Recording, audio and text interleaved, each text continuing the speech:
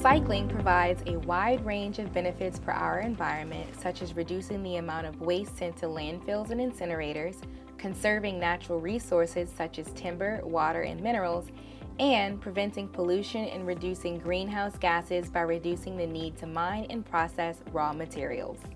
To understand what this process looks like from the time in which your recycling is removed from your home or business, we've provided a brief overview of the recycling process. Every item that enters the commercial waste recycling plant is weighed on a truck scale where the weight of each truck is recorded. Once recorded, the truckload is emptied where the driver signs off on the weight logged and receives a copy of a ticket that includes the truck's verified weight and the materials that the truck contained.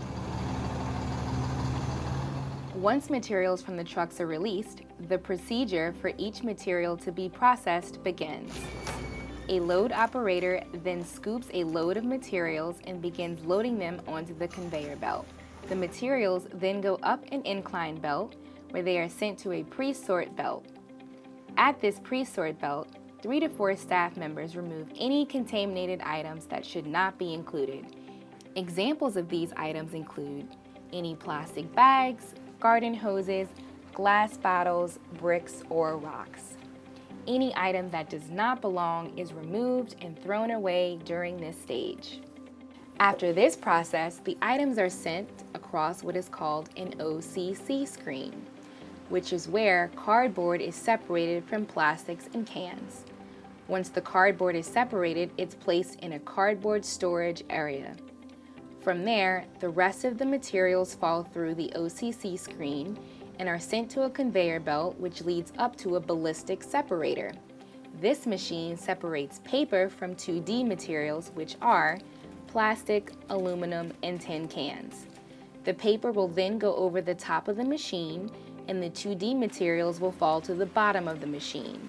From there, the paper that goes over the top will then go to a conveyor belt that leads into another section of the building for paper storage. The containers and the 2D materials then fall to the bottom and travel on an incline belt up to a sorting conveyor. The sorting conveyor process is made up of 4 people, where 2 people remove any trash, paper, or any other materials that may have gotten through the screen. The 3rd person removes any milk jugs, and the 4th person removes any HDPE colored plastic items, which include number 2 items such as laundry detergent and bleach bottles. After this stage, an overhead magnet that removes cans such as tin cans and everyday food cans then drop the items into a bunker. Once this is complete, a machine called an eddy current separator separates any aluminum from the number 1 plastic that is left on the belt. The aluminum then runs out of the building and into a storage container, and the number 1 plastic falls into a bunker below. Once the materials are processed, they are placed under a baler conveyor belt, which is where all items processed at the recycling plant are baled into a 1,500-pound cube. Once baled, those materials are stored until they're ready for a truckload pickup. Once a 20-ton truckload of material is reached, a truck is scheduled to retrieve the materials, where they will then be shipped to paper mills, plastic refineries, and other end users for the use of the now recycled materials.